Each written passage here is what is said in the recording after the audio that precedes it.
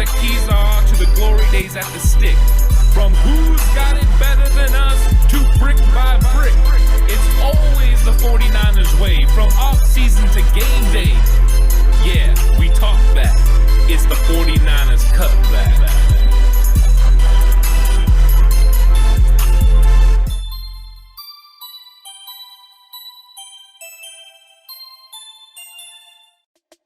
It's 49ers Cutback Podcast time, and we are kick-sliding ourselves straight into a new episode about the draft. I get it, because offensive lineman. Yes. That's really good. We have heavy hands in this episode because we are talking all about offensive linemen and which ones we like in the draft and which ones make the most sense, Horst, for the 49ers. Oh, yeah, you know I'm ready for this one. Offensive linemen, best looking and smartest guys on the field.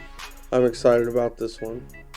Some would argue with you on that, but what I won't argue with you on is the fact that I'm very excited for this episode. O-line is a staple in the NFL. Right. If you don't have a good offensive line, if your offensive line can't protect your quarterback, you've got major issues. While the 49ers, I wouldn't say have big concerns and issues in regards to offensive linemen per se, I do think there's some intriguing options that could help them shore up the position a little bit. Yeah, I think so. I think that the 49ers have options, especially sitting at 12. They have a possibility of one or two guys falling to them. Well, guys that should go in the 12 and up range. And then there's guys later on in the first round if they were to trade back. And that's going to be interesting going over those, because the big questions are still, are we going to re-sign Trent Williams? And is Mike McGlinchey the answer at right tackle moving forward? We're going to have to, come up with that here and pretty quick, because McGlinchey is going to be ready for that 5th-year option. Are they going to do it, or are they not going to do it? Horst, who is the first guy that's on our list that makes sense for the 49ers in the 2021 NFL Draft? I think the first guy on everyone's list is Penei Sewell from Oregon. He's one of those guys that projected right now that comes along only every 6-7 years. He's big, he's fast, he's got great technique, he's athletic, he's mean, he's a great pass blocker and a great run blocker. Obviously there's things he needs to work on, but to me he's the clear-cut number 1 lineman on the board, and I think most people agree. And there's some that have him as the number 1 player on the board. The main negative for him is that he didn't play this year. Right. But that wasn't due to injury. He chose not to play. So I think, although the chances of him falling to 12 and the Niners getting a crack at him is very small, if Penei Sewell fell to 12, I would pick him without hesitation. He's that type of talent. Yeah. I think if he gets anywhere close to 12, I think all of us would consider trading up potentially to snag him as well. He's got one of the biggest upsides in this draft by bar none. He's super athletic, freakishly athletic for a guy who's 6'6", and the size he is, over 320 pounds. He can do a lot of great stuff. He's very special in the run game as well. Talk about just a generational talent at that tackle position. You don't see it that often. Yeah. I mean, it's great. Yeah, I think the questions are exactly how good is he, because you have always the Orlando Pace, Jonathan Ogden, those type of guys, comparisons. Are they a clear-cut, guy that should be a 1st or 2nd overall pick? I think if he would have played this year and he would have showed the improvement that I think everyone expects him to make, that we would be talking about him going in the first 2 picks in the draft. Yeah. But because he didn't play, there's still those questions, and those questions have to be answered. And those questions will probably be answered in his pro day and other stuff as they just look at his technique and how he does his stuff, how he kick slides, his ability to move, especially for these guys who run the zone scheme like the 49ers. We want to make sure that he can move and make all the blocks that he needs to make. Big time. If the 49ers could draft Penei Sewell, it is the obvious choice, like Horst said. I don't think you think twice. You automatically put the card in and you just go with it, because at 12, this would be tremendous value. If you re-sign Trent Williams and you have this guy next to Trent Williams at the tackle spots, that is unbelievable. You move Mike McGlinchey in for a year, whatever you got to do, or trade Mike McGlinchey. I think that would be a possibility. Or if Trent Williams moves on, this guy at left tackle could stabilize your offense moving forward, and then you're okay for the next 5 years. So I think he's a real option. After that is when the questions start to come up. I know that one of the guys that I've been high on has been Rashawn Slater. Of course, is Rashawn Slater somebody that you still see in the top 15, or is he really a lower of the first round type guy? And can he play left tackle in the NFL? Slater to me is the only other lineman that makes sense at 12. To me, he's the only other offensive lineman. He moves real well. He's big and long, long arms. He's a great blocker. I project him more as a right tackle in the NFL. I don't know that he's I think if he's your right tackle, he's a top 10 potential right tackle, top 5. At left tackle, I think his potential is more middle of the road, like solid starter, but not Pro Bowler. Where at right tackle, he's a big deal. Or if you were to kick him inside to guard, I think he's, a very high level guard as well. But to me, Sewell and Rashawn Slater are the two guys that I think are worth that pick. The only thing about Slater is I think he could do with getting a little bit stronger at the point of attack. But athletically, technique-wise, all that, he is very gifted. And once again, another one of those guys that just not very many 6'4", 6'5", 315, 320 pound guys move that way. Mm-hmm. Yeah, my notes on him were similar to that. I feel like he can cover a wide range of positions. He has the intellect and the ability to cut off defenders. He's very good at recognizing plays, and I think for that reason alone, he'd make a very solid center in the NFL as his intelligence level and the things that he can recognize and diagnose and how to position his body and put himself in the right place to cut people off and, take linebackers who diagnose a run play and start to shoot a gap. He can get there before they even recognize what the play is and diagnose it. His strength and technique, he has it to play at the guard position as well. He can do a wide variety of things, which is why I'm not sold on him as a tackle. I feel like his diversity is bar none the best of any lineman in this draft. I feel like you play potentially all 5 positions. I don't think he's best suited at the left tackle spot. If he's going to play tackle, it's definitely at the right tackle spot on the field. I think he's probably better fit on the interior. And in all honesty, I think I might love him if he played center. Especially a team like the 49ers with the questions about Weston Richburg, he might be perfect in that role because he allows you to move guys around. You can put Brunskill at guard. You can put, you can take care of McGlinchey. You don't have to worry about moving McGlinchey potentially inside. You can work with McGlinchey, or again with a guy like Slater, you can put him at center or put him at guard, move Brunskill to center. I mean, there's so many different options. Rashawn Slater is just a diverse talent, and he provides a team with a lot of opportunities and doors that they could walk through in order to fill holes and issues on the offensive line. Yeah, when we were talking on the live stream, that was one of the things that I was bringing up is basically it was Penaisel and Slater that I thought could play the tackle as a starter day one in the NFL. But you're right, he has the flexibility to move inside, guard, center. I've actually seen him on some mock drafts as a center listed. So some people are definitely viewing him that way, and that means the NFL is viewing him that way.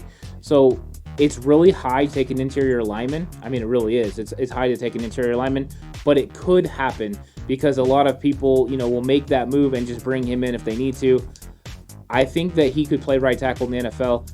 I equate his talent level right now to that of Christian Wirfs last year. So anything between kind of the 12 to 18 range is a hot spot for him. I think if he might go earlier than that, the New York Giants might, go ahead and take him. They're at 11. They do like the big people. They do like the big people. I think that he's an option there. And I think that after that, then people are going to start really maneuvering. And it's all about kind of what you like your flavor that you like when it comes to these guys, because these guys are all different. And the next guy on the list, I think, is Elijah Vera Tucker. I was right. It is, and this is a perfect guy for Horse to talk about. You got to trust that gut, man. I know, you just got to go with it. Horse, Elijah Vera Tucker's another guy that you hear a lot of people talking about moving inside and playing guard. He had an outstanding, showing as a right tackle. Can he play right tackle in the NFL, or is he sliding inside the guard? I think that if you're wanting him to play day one, he probably needs to slide inside. I do think he could be developed into a very good right tackle. And even possibly, like I said about Slater, an average left tackle.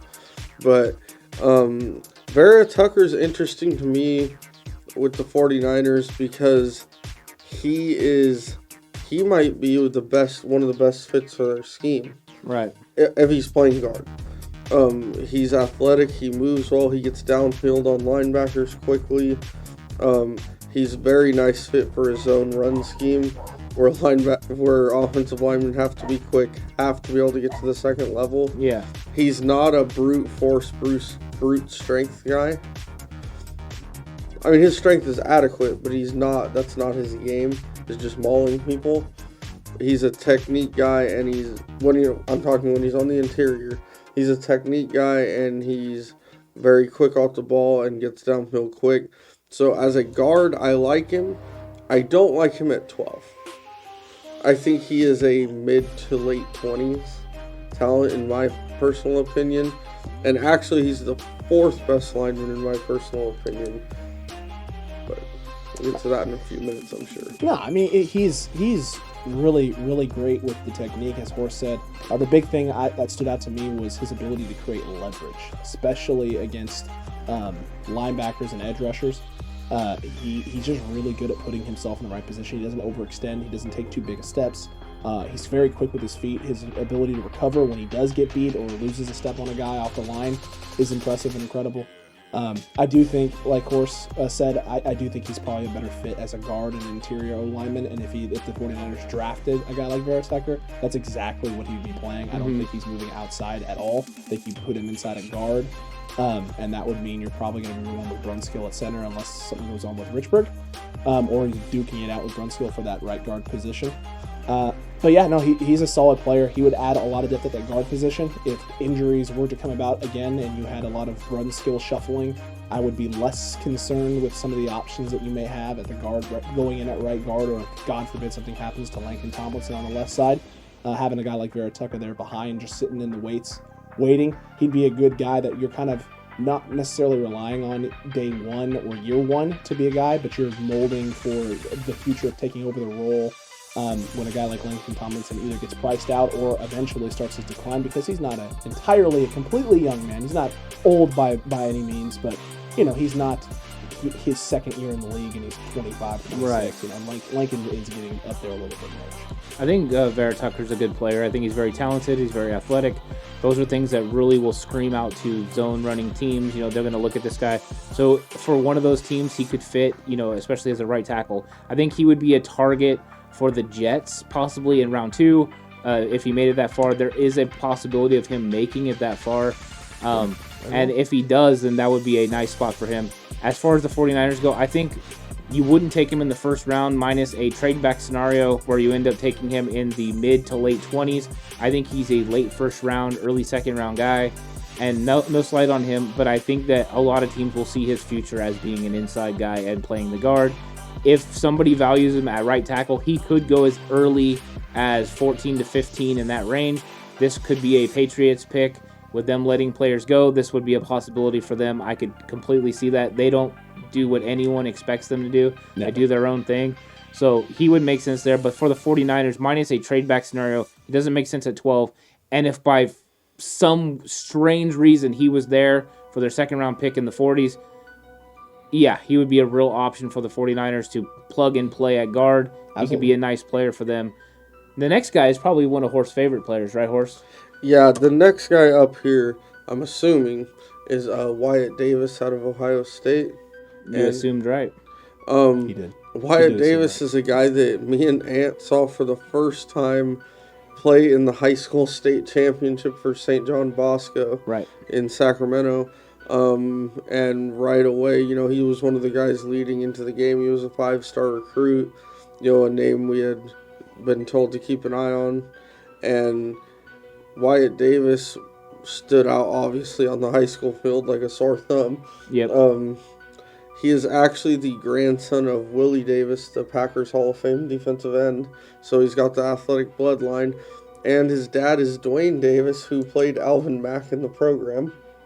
If you guys didn't know that. Fun fact for you. I didn't know that. Yeah, so his dad was a linebacker at, what's the name of the school in that? ESU. ESU. Yeah, yep. He was also in necessary roughness then. Yeah. So, I mean, his dad was an All-American Featherstone. linebacker. But in all seriousness, Wyatt Davis, I actually think is, if you're just talking guard, is a better prospect than Elijah Vera Tucker. Now, Vera Tucker's going to get rated higher on a lot of people's boards because of his ability to kick out and play tackle. But if you're just looking for interior line play, this might be your best guy. Right. He's a good run blocker, good pass blocker, as they put right there. Cerebral, smart kid. He's a 3-year starter at Ohio State, which is no small feat. So It's fairly impressive. he's a big-time player, has been since high school. Was one of those guys that was a 5-star recruit and definitely lived up to his billing. And I see him living up to his billing in the NFL as well.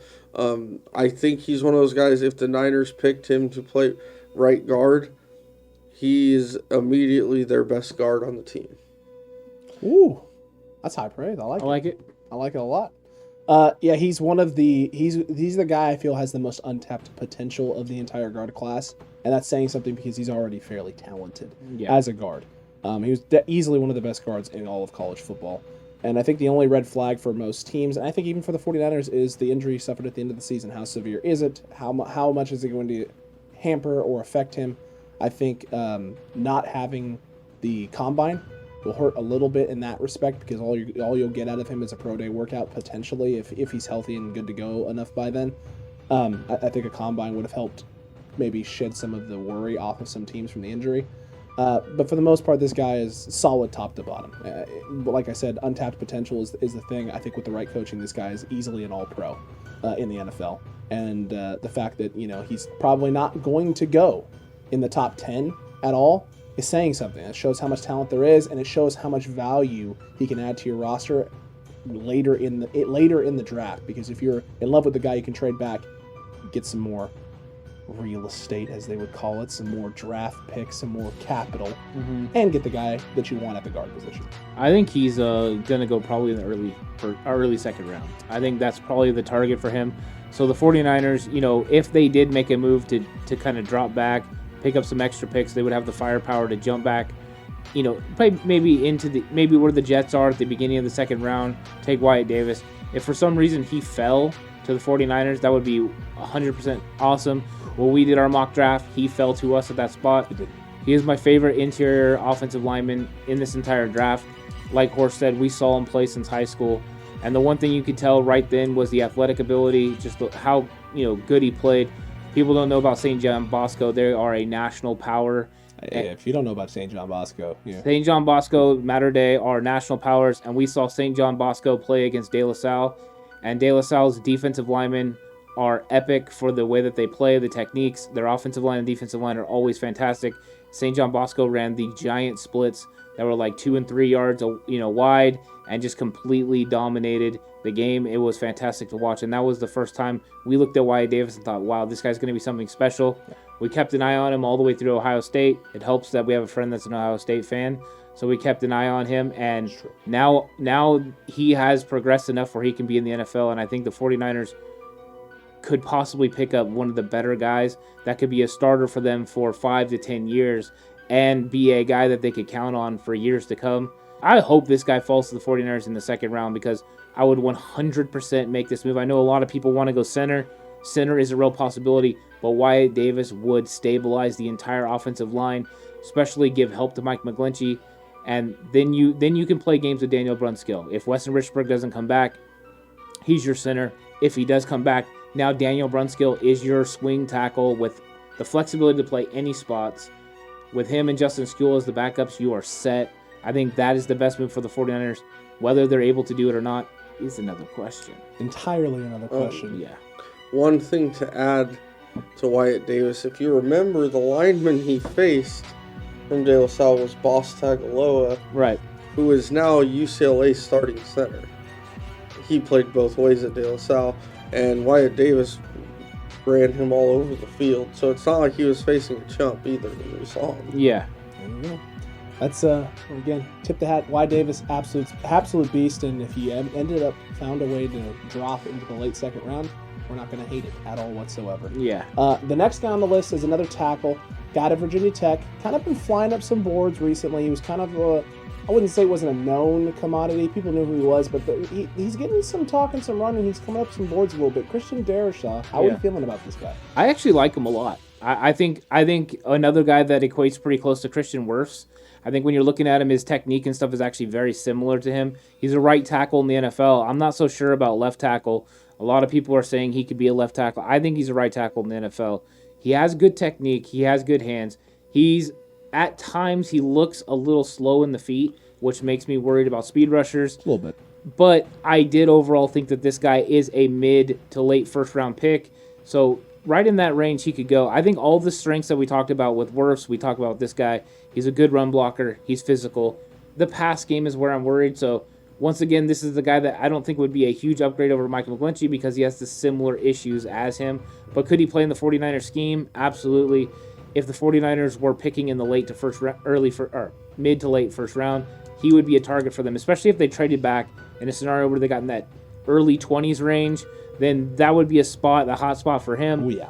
Especially if you already know what's going to happen with Trent Williams. If you know you got Trent Williams coming back, you don't make this move. But if he's gone and you need to make a move, this guy could be somebody that you could possibly develop into a starting left tackle. I just don't ever think he would be an elite left tackle in the NFL. Okay. A guy that for some reason when I watched his tape kept jumping into my head, and Niner fans, this will be a familiar name, Anthony Davis. Okay. Because he was a little bit similar to McGlinchey, great run blocker, struggled sometimes with speed rushers. But he's got the good things that Anthony Davis had as far as getting upfield quick, getting on linebackers, and he's mean. That's what I saw out of him. He's nasty. He's intense. He's always fired up. I like Christian Darrisaw too. I actually think he's a better tackle prospect than Elijah Vera Tucker. I agree. I don't know that he's a better football player, but he's a better tackle prospect. And I'm a fan, but I also agree with you that if they bring back Trent Williams, he doesn't make sense for the 49ers because he's such a similar player to Mike McGlinchey. I think in the first round, if they bring back Trent Williams, I don't think they go tackle unless it's Penei Sewell. That's or or like you said, if they go Slater to play center or guard. I think you were right on that. I think that's why those are the two guys that if Trent Williams comes back, those are the two guys you go with. I think those are the two guys that everyone would be looking at. And I think those are the two guys that the 49ers are the first two guys on their board for different reasons, obviously, as you had just said. Christian Darrisaw, the thing I like the most about him is he's great after initial contact at extending his arms. He gets great extension, and when his arms are fully extended out, you're not going anywhere as a defender. He's got full control over you. He's going to twist, pull, turn, take you wherever he wants to take you. He turns defenders great. The big issue, though, is that initial point of contact and that initial point of attack. He's a little slow sometimes. Hands don't fire off as quick as you'd like him to. Feet doesn't get his steps in correctly at times. He doesn't get that quick first step. So there's concerns with speed guys and edge guys. If he's slow on the get off or slow out of that stance, that can start to lead to bad habits as well. You can get up a little too tall, fire your arms late. There's just issues that arise there. Now, granted, the only way to work on some of that is to get the guy in and see what the weaknesses are and see if those are actually glaring weaknesses or not. But other than that, I like the guy a lot. The size is there, 6'5", 314, 315, somewhere in there. He's got it all. He's got it all at the tackle position. He's not going to be a guy you probably take in the first round. He's a guy that's going to be somewhere in the second round. But if Trent Williams comes back, he's a guy that's probably not even on your board. Yeah, I think you're right. And what you're talking about with the hands and the feet, sometimes it's hard for an offensive lineman to tie hands and feet together when they're, moving forward and making contact with the hands.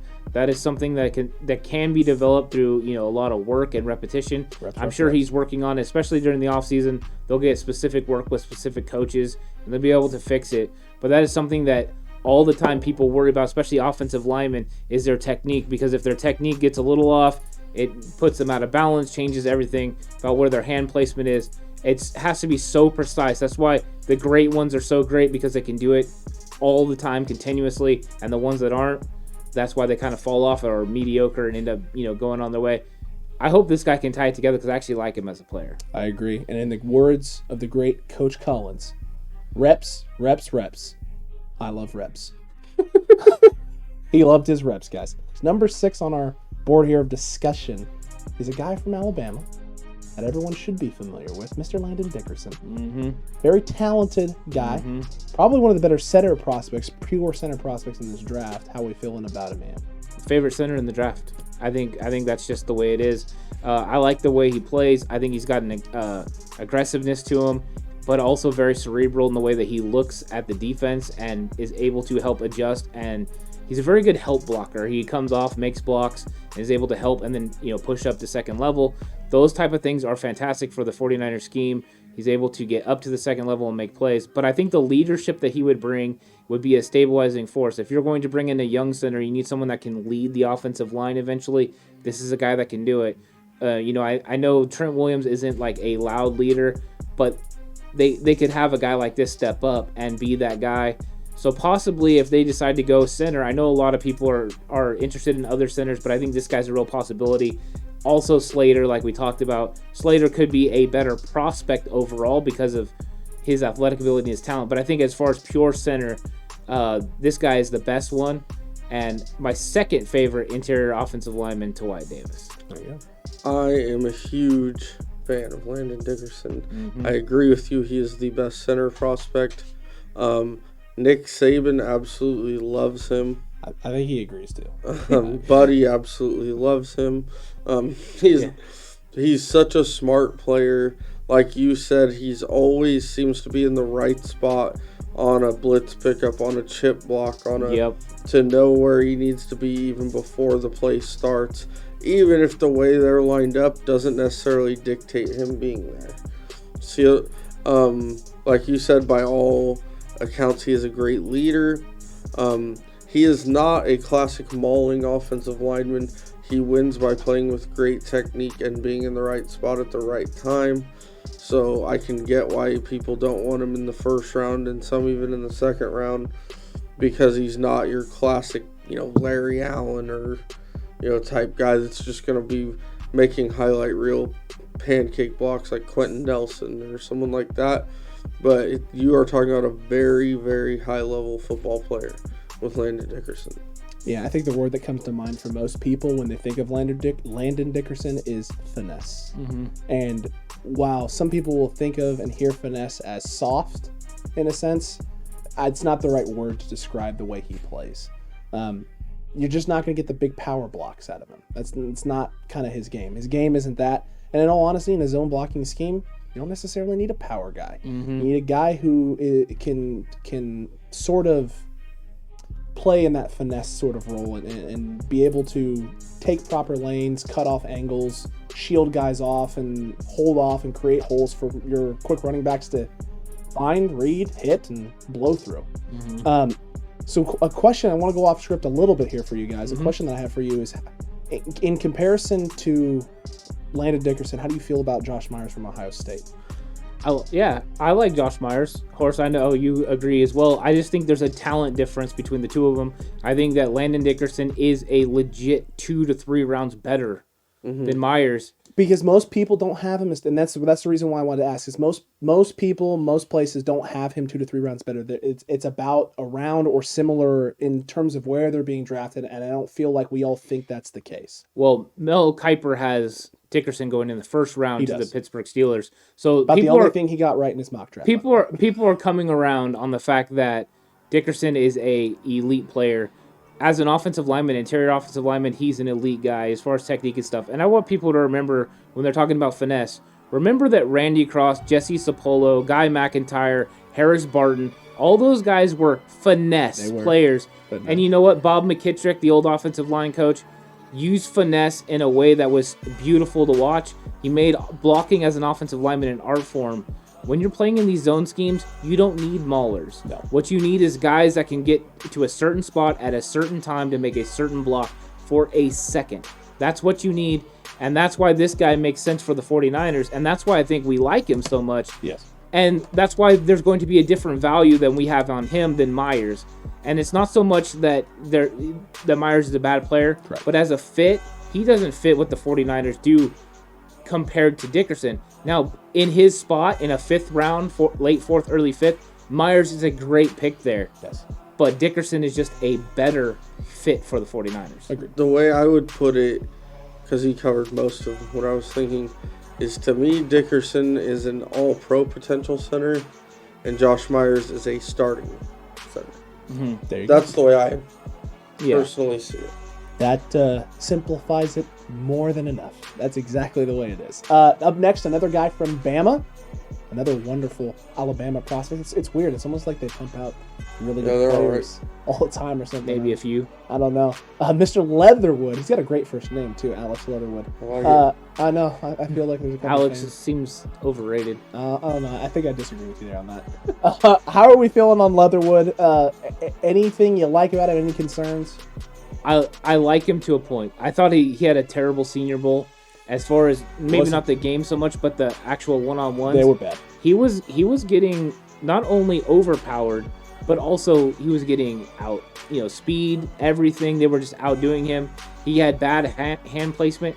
It almost looked like he wasn't like all the way there mentally, as far as like he wasn't engaged in what he was doing, which is not a good thing. He was like going through the motions.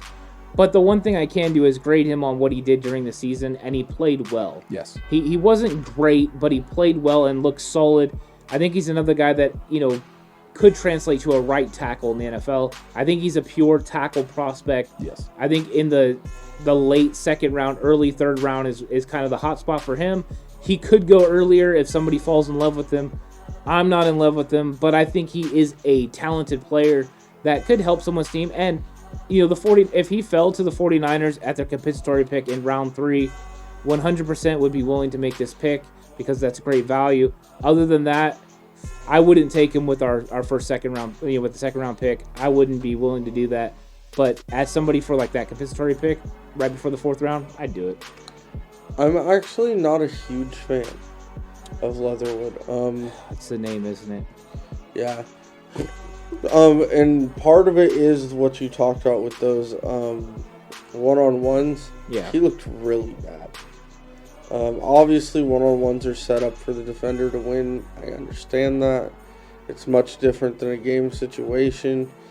But at the same time, I thought how bad he was concerning. Mm-hmm. Partly because he plays on such a good team that it was like kind of your first chance to see him on an island without the rest of that team, and it didn't look good. No. And those are always, to me, the concerns you have with guys coming out of schools like Alabama.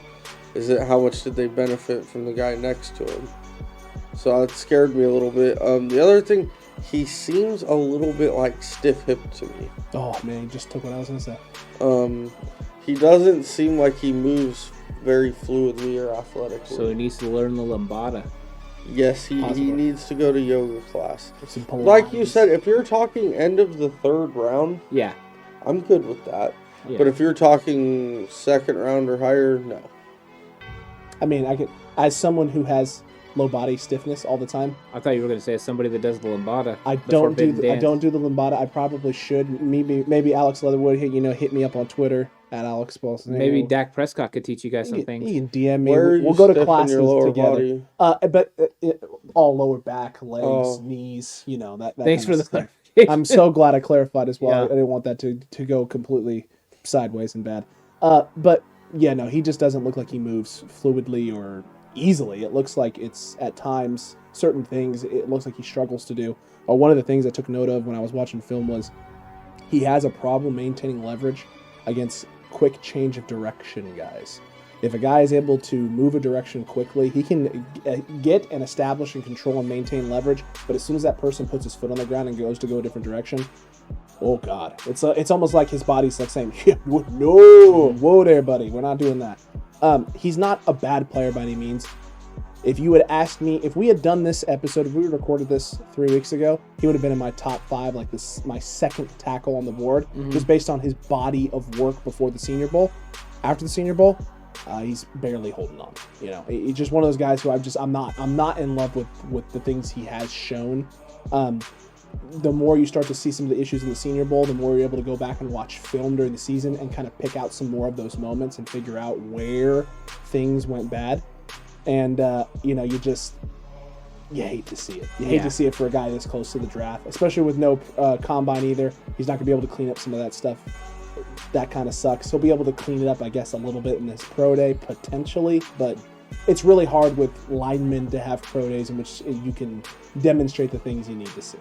Yeah, I think what you're talking about, the change of direction, comes from that hip issue.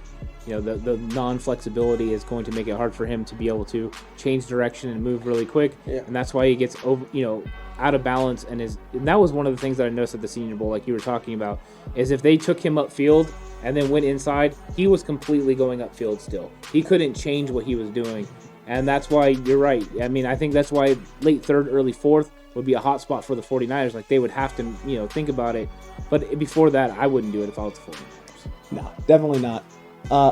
From Bama to Hook'em Horns, we got another tackle, Sam Cosmi from the University of Texas. Yep. Those Longhorns. Does this guy have a potential for a long career in the NFL? I think so. I think he's a solid player. That was one of the things when I watched him, is I just thought, he's not special, he's solid. Yeah. He's one of those guys that you're going to put in there, and he's probably going to start for 6-7 years, and you're going to be like, wow, this guy is a solid right tackle in the NFL, and he's never going to grade the highest on PFF, and he's never going to grade the lowest on PFF. He's going to kind of be right in the middle, and you kind of know what you're going to get from him, man.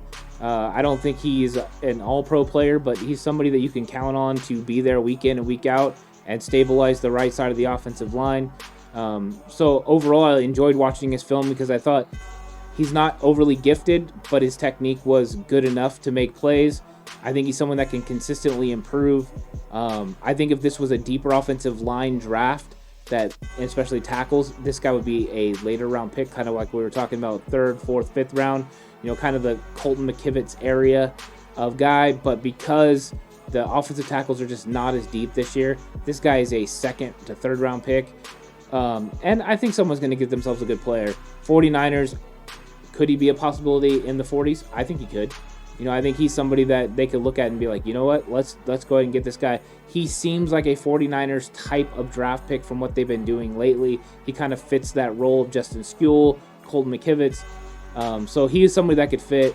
I wouldn't hate it in the 2nd round, but I sure as heck would rather take a different offensive tackle later on, because I don't think you're going to get a value at offensive tackle in the 2nd round that you could get from an interior offensive lineman in the 2nd round. That's almost exactly what I was about to say about him. I saw your notes. I'm just kidding. You don't even have notes. Not with me. Was that Sam Cosmi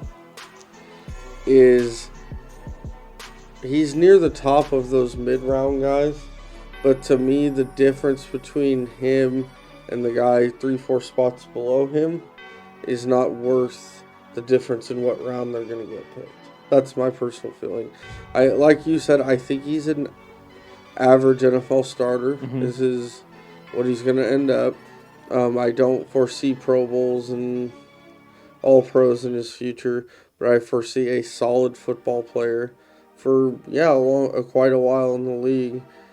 And that, to me, that's not worth the first two rounds draft pick. But he's got a lot to like. He's long-armed. He's got good technique. He's just a step less athletic to me than, a top-level prospect. Yeah, and I think his size could eventually make up for that. I just don't think he's day one ready. No, he's not day one ready.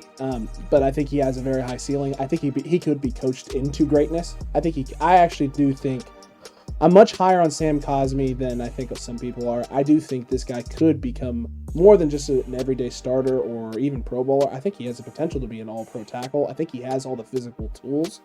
I think he has a lot of technique issues that he needs to clean up.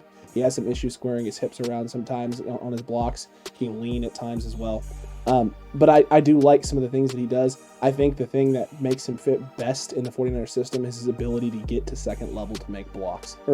It reminds me a lot of McGlinchey's ability to get upfield when you were talking about it 5 seconds ago when you were mentioning the fact that he fits in the Niners scheme in terms of what they want their tackles doing. Yeah, 100%. If you go watch the film on this guy, there's tons of film of this dude getting up to second level and laying some nasty blocks, as well as just sealing guys off that he has no business sealing off to great running lanes for those running backs at Texas. I think he fits in great. Now we got one of the Treys. There's a Trey Smith, there's a Trey Hill. We get them confoozled all the time here, just when we're talking about him. Not even when we have the stuff up in front of us. But it's Trey Smith out of Tennessee, gentlemen. That's the next guy that we have kind of on the list. Yep. Little bit more. He's the more pure guard prospect, whereas Hill is a little bit more of a center/guard prospect out of Georgia. But from Tennessee, Mr. Trey Smith, Horse, we'll go with you first. Do you feel anything about this guy? You know enough about this guy? You like this guy? I think Trey Smith is one of the bigger boom or bust prospects in this draft. I think as far as size and physical ability, he's an absolute monster. I think he far too often does not play up to that size and physical ability if you watch his video. But I do think if he gets under the right coach, maybe gets in a little better shape, that might be a problem, and refines his technique, he could be a very high-level guard in the NFL because he's big, he's strong, he's aggressive. He just doesn't look like he always wants it, which is a scary thought, when you're using a high draft pick on a guy. But I think he could be one of those guys that gets picked late in the second, early third, and in 2 years, everyone's, man, we should have picked that guy. He also might be out of the NFL in 2 or 3 years. But yeah, the thing I really like about him is when he gets his hands on people, they move. Yep. He's big, he's strong, and he's aggressive when he wants to be. So he's got a very high potential, but also very low floor. Freshman All-American, second team All-SEC as a freshman at Tennessee. They had him graded as the second best offensive lineman in all of college football that year. The only guy above him, Quentin Nelson. We've all seen how that has panned out for the Colts. That guy's an absolute savage and a stud. He has all the tools to be great. He doesn't have the elite athleticism, but when you're 6'6", 320 pounds and playing guard, I don't think you necessarily have to have all the elite athleticism in the world to be a stud and a star. The health is a concern. Obviously, the blood clot issue for him that kept him out for a little bit. And I think part of the blood clot issue is probably part of the reason why there's been some concerns, as Horst said, about desire and will to be all you can be, because he's probably had some bigger than football moments in his life and flashes of, is football worth it all? Is football worth life, health, things of that nature? So he's got some questions to figure out in terms of that aspect of it. But if he gets the answers, if he clears it up and answers that question and can commit, this guy is going to be going late in drafts because of the blood clot issue, just because of those types of questions that have arose about him.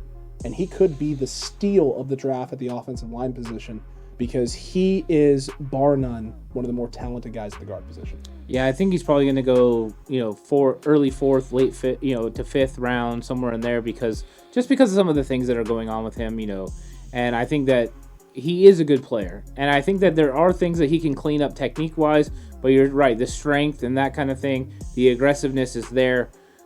He could be a solid offensive guard in the NFL. I think he's another guy that reminds me like of Cosme, but the guard version. Is somebody that's really solid. The only thing I say with this guy is he has more upside than Cosme, I think. I agree. Because I think this guy could, develop into a Pro Bowl player. I think right now he could come in, and he kind of has that Laken Tomlinson about him, where he's right now has the ability is on the cusp of being a Pro Bowler. I think that this guy could be a Pro Bowler in the NFL with the right coach in the right scheme. And I think that's part of the issue. As you've seen when he played in Tennessee, Tennessee has so many changes and turnover and coaching staff. Early on, having great success, it kind of falls off as he goes through. Yeah. And a lot of that has to do with scheme and fit and all of that good stuff. You sign up for one thing and you get another. So as long as the right team gets him and puts him into the right positions, he'll have a lot of success. He only gave up 1 sack in all of 2020 as well. So by no means is he a scrub in not at all. Any facet of the game. It's just other concerns about this guy. And he's an interior offensive lineman. When you are an interior offensive lineman kind of pigeonholed, your stock automatically drops a little bit. Just a smidge. Unfortunately. It sucks, but that's the game, you know? That's the way it works. Only in draft, because when you get into the NFL, if you show yourself to be a great player, you're still going to get paid. You're going to get paid. Yeah. Absolutely. Trey Hill next from Georgia. A little bit more. He plays center at Georgia, but they figuring he could move into the guard position in the NFL. Ant, thoughts on this guy? To be honest with you, I don't think this guy fits the 49ers. Yeah, sorry, Horst. I think just the way he plays, he would make more sense, for teams that run more of a straight-ahead style, Baltimore Ravens, those kind of guys who are more grinded out, let's get 3 yards in cloud dust, Tennessee Titans. This guy would make sense for them. But for the 49ers, he doesn't. His lateral movement's not that great. He's oversized for a center. Like you said, he could play guard. He is a big center, and I don't think he's a bad player. I think that's the problem, though, is finding the right fit. With so many NFL teams switching to the zone scheme and running that, it's going to be a limited amount of teams that are going to find him attractive to them as the way he plays. I don't think the 49ers are the answer, but overall, I didn't hate the player. I like the player, just not a good fit for the 49ers like Dickerson, Creed Humphrey, and some of those guys. Yeah, you took the words right out of my mouth. He's got some talent as a prospect, but to me, he does not fit the 49ers scheme. Yeah. He's not quite athletic enough to fit that scheme. He does look massive on the slide. But he's giant. And if you need someone to stand in front of your windows because the sun's getting in, you call this guy. You definitely call this guy. He is a great pass blocking center as well. I'll give him that give him that credit. But he's not really good if you're asking him to pull in space or get up to second level. And I don't know if you've watched any 49ers games, fans. If you have, our guys are getting to second level and pulling a whole heck of a lot. It's a lot of movement with your linemen in the zone blocking scheme. Yeah, so they got to be able to move. Just look at the size of Richburg and Garland and Brunskill. Absolutely. So next up on the list, a guy from Notre Dame, one of the last tackle prospects I think we'll talk about. There might be a couple other tackle prospects. Yeah. Put that in air quotes because there's not many true tackle prospects. This gentleman out of Notre Dame, Mr. Liam Eichenberg. Feelings on this guy? I think he is light version of McGlinchey. I think he really is a version of him. I don't think he's as polished as Mike McGlinchey. I don't think he's as aggressive in the run game as Mike McGlinchey. And he has some of the same issues that we talked about with McGlinchey right now, kind of the weakness, as far as his body, he needs to get stronger. But I like him as far as technique. I think he always has a cerebral view on how things are going. He's a good player. He's not a great player. Somewhere in the 3rd to 4th round, this guy's an excellent value because he could come in and play right away, especially if you have, 2 offensive tackles and you're bringing this guy to be the swing tackle or, just to have as an emergency, as somebody that's ready to go. Because I think in 1-2 years as they work on his NFL body and then an NFL coach works on his technique a little bit more, he's somebody that could develop into a solid NFL player in the future. I think this guy could have the potential that we talked about with Cosme, where you're talking about him being, a good player for 7 to 8 years. I think he could do that, but I think this guy actually has a little bit more upside than that because he does remind me of McGlinchey. As long as he could fix his pass blocking, I think he could be a possible Pro Bowler. I mean, that is, I think that's his ceiling. I think his basement is if he doesn't get stronger and stuff, he's out of the league in a few years. But I think he could do it. I think I have a little bit more faith in him than I've heard from other people. Agree?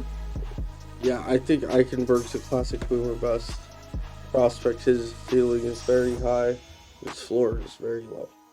And you pretty much mentioned why, so I'm not going to rehash all of it. Okay. But, he's just... What a nice guy. Yeah. He is what he is. Unfortunately, he has a lot to fix. Definitely. I mean, the big thing to hit on is the ceiling. Yeah. Ceiling is apparent and in view. That's what I put down in my notes when I was watching film of them. You know what the ceiling is. You can see it. You can also see what the basement is. And all those things are a concern at some point or another. It's just a matter of when he hits them. Right. Yeah, I think so. I know that's the thing. When you're getting into the 3rd, 4th, 5th round prospects, you understand that there is an inherent risk at drafting them. They might not pan out, but you're projecting what they could become, and hopefully they become the type of player that you want and that could benefit your team in the future. Correct. So, Anthony, we've gone through a lot of guys. Yeah. Is there anyone that we've missed that you are a big fan of? Yeah, I think that, Creed Humphrey, I know he has been a really big name as far as 49er fans go, especially after a Senior Bowl performance where he looked solid. He had a great season at Oklahoma. I think he's the next best center behind Dickerson.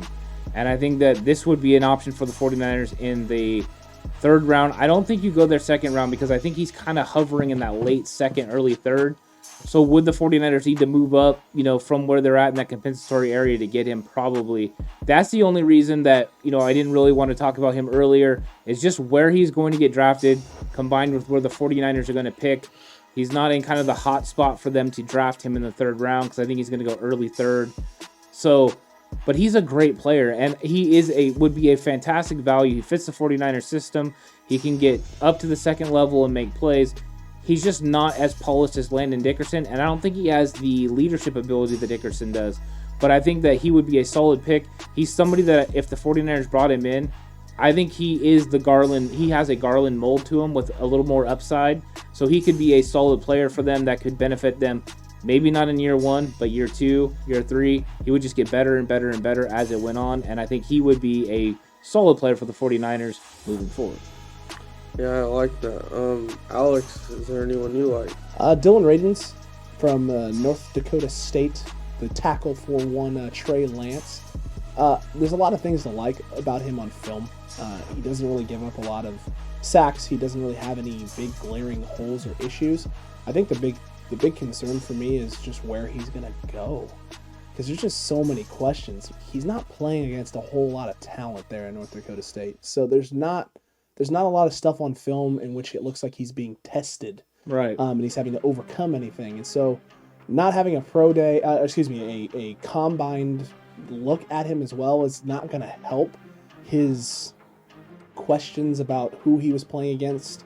I get it. You can't control who you're playing against, but when it comes to the tackle position in the NFL, I'm sorry, those two you can't have questions about those pieces and be drafting them in the first 2 rounds in terms of like, this guy is going to be a day one starter that we can trust and rely on from the jump.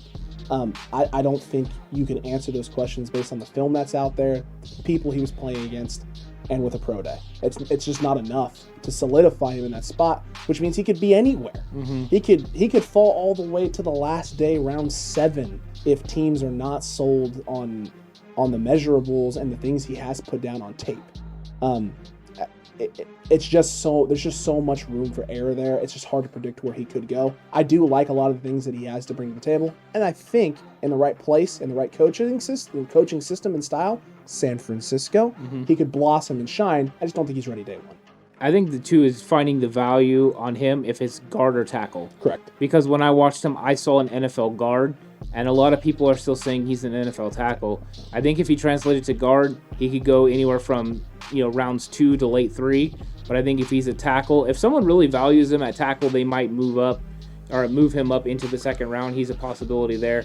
But you're right. I think there's a lot of fluidity with him and where he lands. Absolutely. Horst, do you have a guy? We brought up our guys. You have a guy that you like? I do. I like Big Quinn Miners out of Wisconsin Whitewater. Okay. He's a Division III player. He made a lot of waves. He got brought into the Senior Bowl this year as a late call-up. He was a very dominant Division III player, obviously, to get invited to the Senior Bowl. He actually didn't play in the regular season this year because his whole division didn't. But his D3 highlight tape, we watched it. It's hilarious. Mm-hmm. He's throwing guys around like he's out there playing against children. But what's interesting about him is when he got to the Senior Bowl and got work against these guys from the Power 5 conferences, he still looked like a problem. Yeah. He was still pushing them around, getting room, making his blocks, sometimes in dominant fashion. He's another guy, I don't know that he fits the 49ers mold because I don't know that he's quite athletic enough to get downfield and do what Shanahan likes to do. But he's a guy that I really enjoyed watching his film. He's a great story, and I think that guy, if you give him a year or two to catch up to, like we've talked about, to perfect his technique, because obviously at the Division III level, you can get away with just being physically dominant. At the NFL level, every rep has to be perfect. So I think he needs a year or two as a backup to get himself right. But I think he's actually has a very high ceiling. I think he could become a very good NFL lineman. I think his Senior Bowl performance put him in the top 150 players too. Oh, easily. Yeah, easily. He was dominant. He was almost dominant in the Senior Bowl. He looked fantastic, whether it was one-on-ones, Team O versus Team D, or the actual game itself. And he lets the belly free the whole time. He does. Horse is a big fan of the belly free. Yeah. Luckily, it hasn't happened yet on the pod. Yeah. Alaric Jackson is the guy we took in one of our mock drafts. How do we feel about him? I like Alaric Jackson. I think he's one of those guys that we've talked about being in the Justin Skule kind of theme. He can kind of play inside and outside, and he's a guy that gives the 49ers flexibility, just like they did with Colton McKivitz. It's a guard/tackle guy that they can use as depth and maybe possibly develop into something. In the 6th round where the 49ers pick, Alaric Jackson makes a lot of sense there. So that would be a name that I think would make sense for the 49ers. He kind of reminds me of McKivitz from last year. I think McKivitz is overall more physical than him, but you're right. I think as far as stature and kind of the way he moves and plays, he's similar. I'm going to go with you guys on that because I haven't watched as much film on him as you have. But from what I have seen, not a lot of big concerns, and does fit a little bit more of the can move around and do a lot of different things on the O-line sort of fit that Shanahan and Lynch have looking to take with some of their later offensive line picks. I mean, I think another guy that people should just keep an eye on is Robert Jones from Middle Tennessee. Just take a look at him, see what you think. I think that he would make sense for the 49ers in the mid to late rounds as well, as they're filling out their offensive line depth. This seems to be something that they do a lot, is draft somebody in the 5th, 6th, and 7th round that's an offensive lineman that they think they could develop. Justin Skule, Colton McKivitz. Maybe they're higher on them than other teams because of their physical traits and things that they do. Maybe that would make sense for the 49ers. So take a look at him, and also Alaric Jackson. If you have time to watch film, check them out. They're not going to jump off the screen, but they're going to be solid, depth players in the NFL, maybe even the practice squad, and then develop into that. So these are guys to watch for the 49ers in late rounds. No, I mean, I just pretty much... I don't have too much to add to that. I thought that was put perfectly. Well, thank you. That was so nice. If you enjoyed the video, if you liked the people we had to talk about here about the O-line for the Niners that they could draft in the NFL draft this upcoming, what's it, 2 months away? It's the end of April. Oh, my Lord. It's coming up. It's so close. Hit that like button right now. Hit that subscribe button, that notification bell as well. That way you're notified every time we post one of these breakdowns. We're talking about guys in the upcoming NFL draft that would fit the 49ers every Tuesday right here on this YouTube channel, 5:30 specific time. Very, very specific time. You don't want to miss this content. You want to be here. And let us know in the comment section down below.